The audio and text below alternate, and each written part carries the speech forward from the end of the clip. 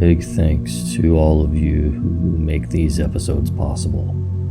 To the producers of this episode, Danielle Newhouse, Mike to the D, Devin Williamson, Savannah Segeda, Pixel Donut, and Janelle Mendez. And to our contributors, Darth Czar, Darkstar, and Synox. Now, get comfy and prepare yourself for another episode of The Nightmare Society.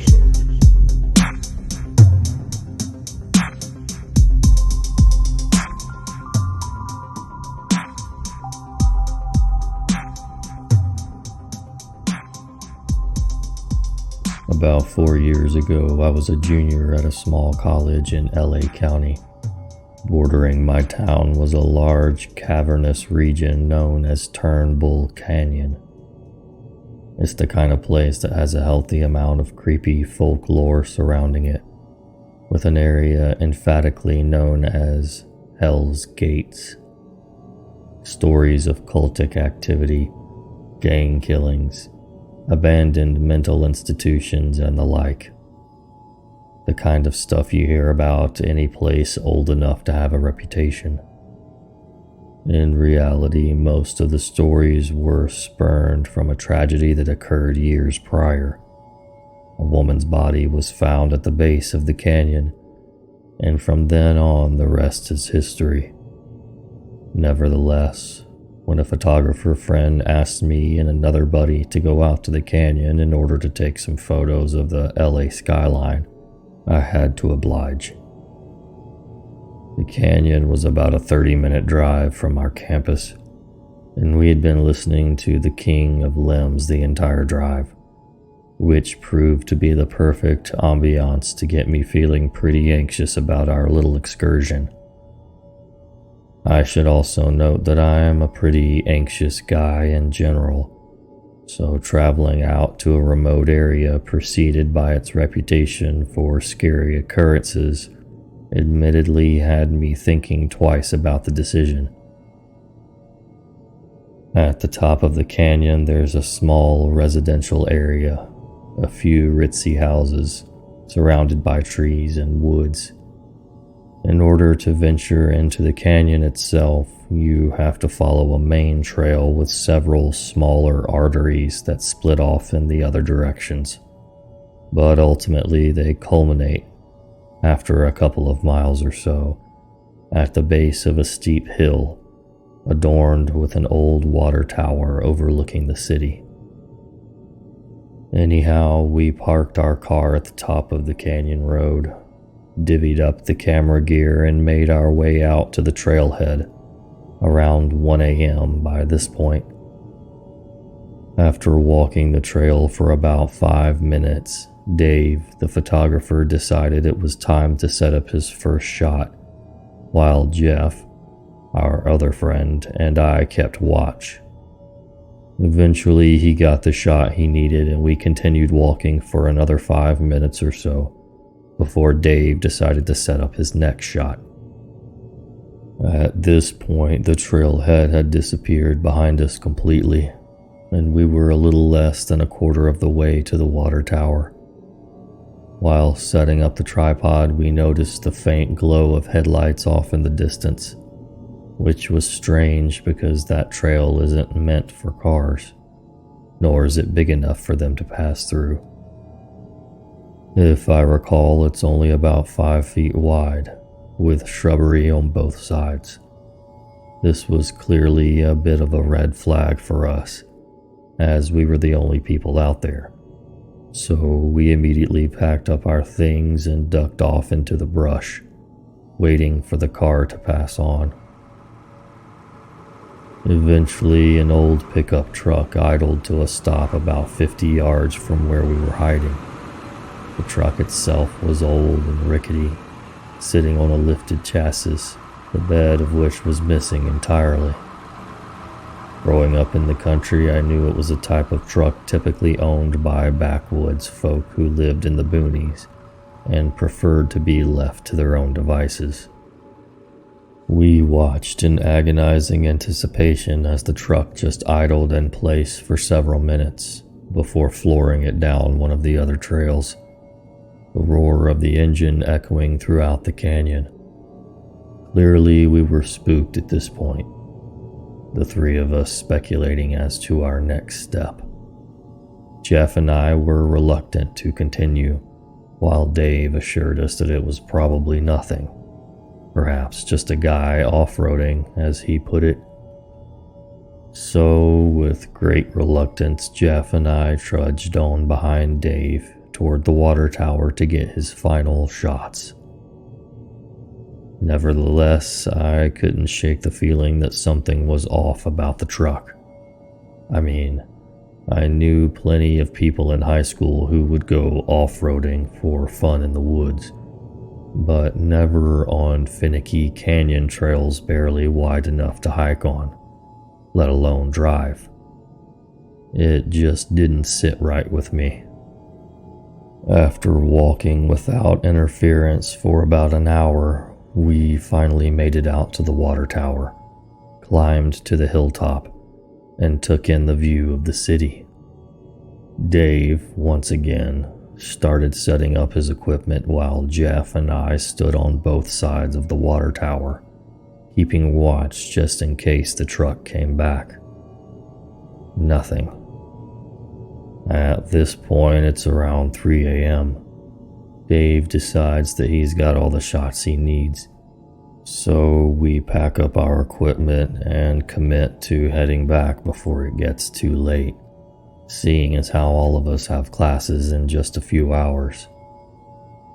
Just as we're preparing to descend the hill, the truck comes roaring out of the canyon below us, back onto the trail, at which point the driver attempts to climb the hill, revving the engine loudly. Scared out of our minds, the three of us slid off the side of the hill into the brush, clinging to plants and rocks, as the truck finally made it atop the hill, slowly driving around the tower. We could see the glow of headlights each time it circled above us.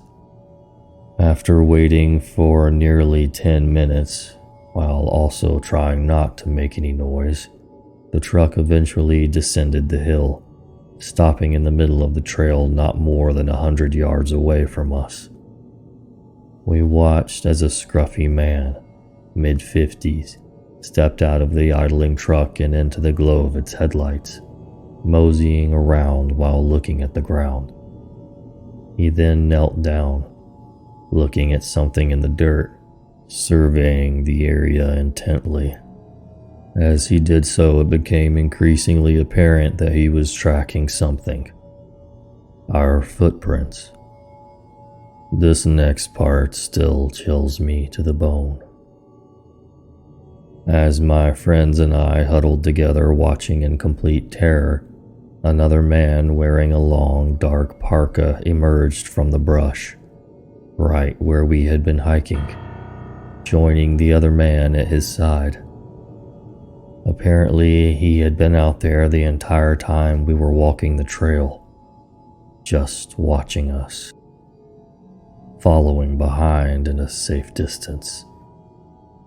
The two of them talked for a long while, but we couldn't hear a word. They continued scanning the area, looking at our footprints, but eventually got in the truck and drove off down one of the forks in the trail. We sat in silence for a long time, waiting nearly 2 hours just to ensure the coast was clear, at which point we made like hell back to the car, down the canyon, and back to our campus, just in time for class.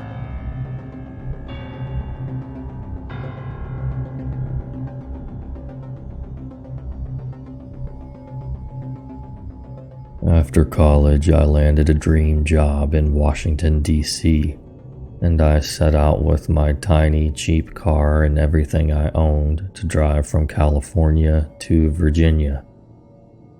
I couldn't park near the mall for work, so I was trying to find a cheap place near a metro line, which anyone from there can tell you is nearly impossible. My father happened to be in town for some other reason and insisted on helping me with the apartment search, which I found intolerable. His standards and my budget were practically mutually exclusive, and I had limited time to find a place and move in.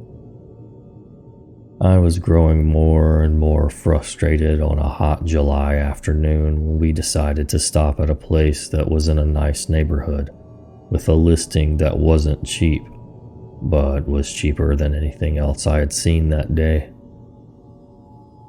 It was a quiet suburban area with family homes, and the bus pickup was just a couple of blocks away. Everything was looking very promising, until I saw the owner. The guy was middle-aged, maybe a bit younger than my dad, who was calling someone in the car while I walked up. He was bald and just had this smile that immediately made me feel a bit chilled.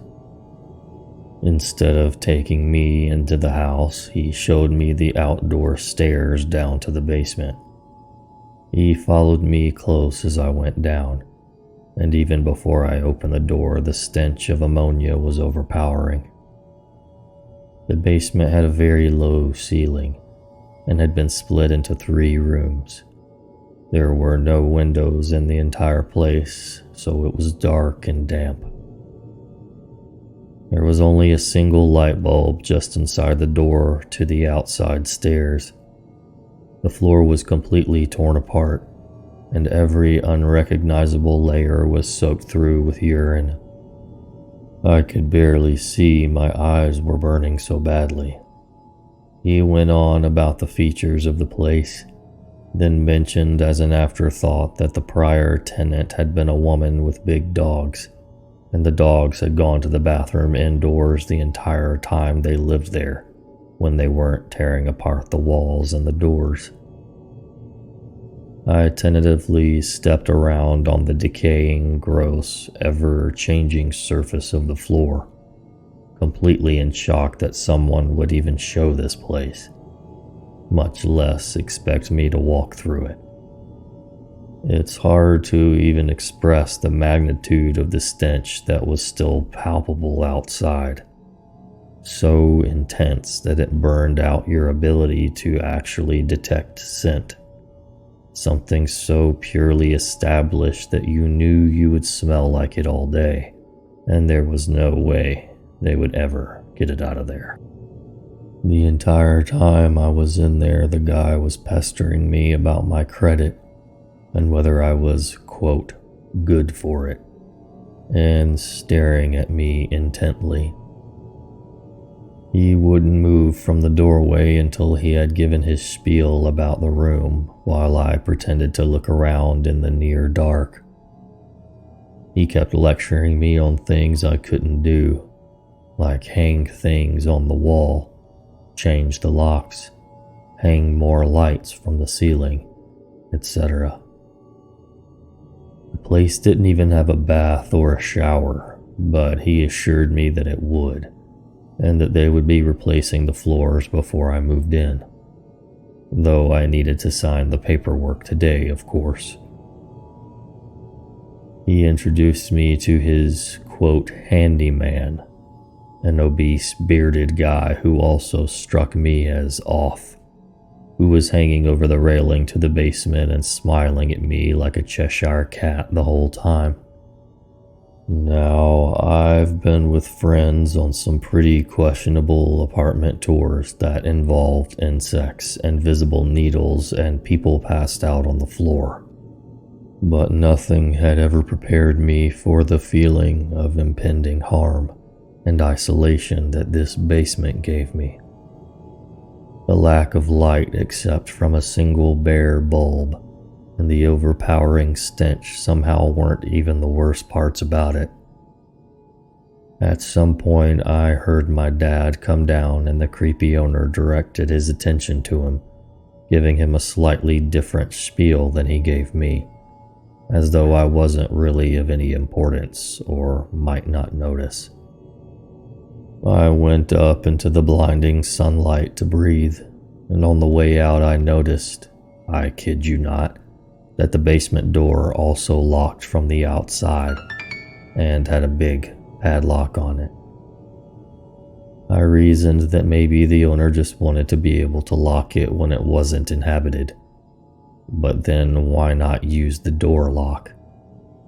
This was just another among a mountain of red flags. Beard guy refused to move when I walked up the steps, so I had to press against the side of the house so as not to make contact with him. He said without a hint of sarcasm but obvious excitement, What do you think? Are you gonna be our new roommate? At this point, I was trying to process what I could even say to this person. You live here? As he nods yes. No. I just know the owner. We're gonna get this place in shape soon, though. It's actually a nice apartment. What are you, a student? Does your family live around here, huh? In avoiding his questions, I just kept turning back to the features of the property. Yeah, so do you live in this area? This looks like a pretty quiet neighborhood. Yeah, this is great. I'm here all the time, helping with stuff. I'll be your handyman. If anything goes wrong, you just call me. At this point, he's looking me up and down very obviously, seemingly oblivious that I'm looking right at him.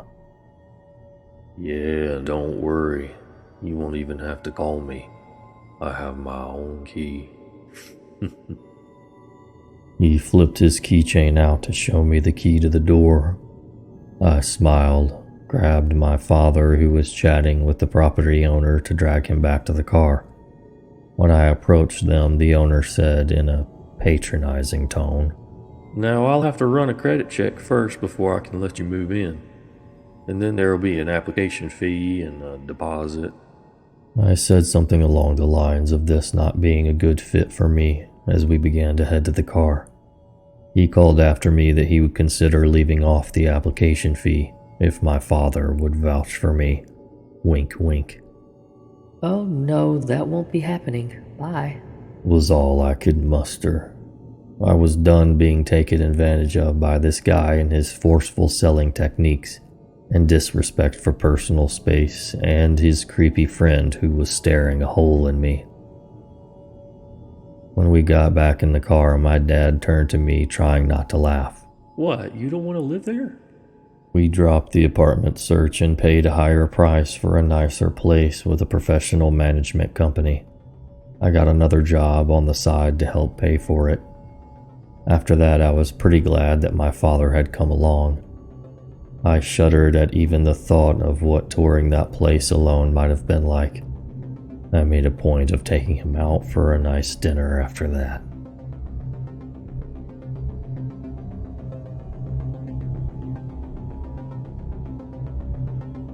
If you'd like to support the podcast, or you're interested in some bonus content and other creepy stuff I share, check out the Members Only Patreon at patreon.com/Nightmare Society. Until next time.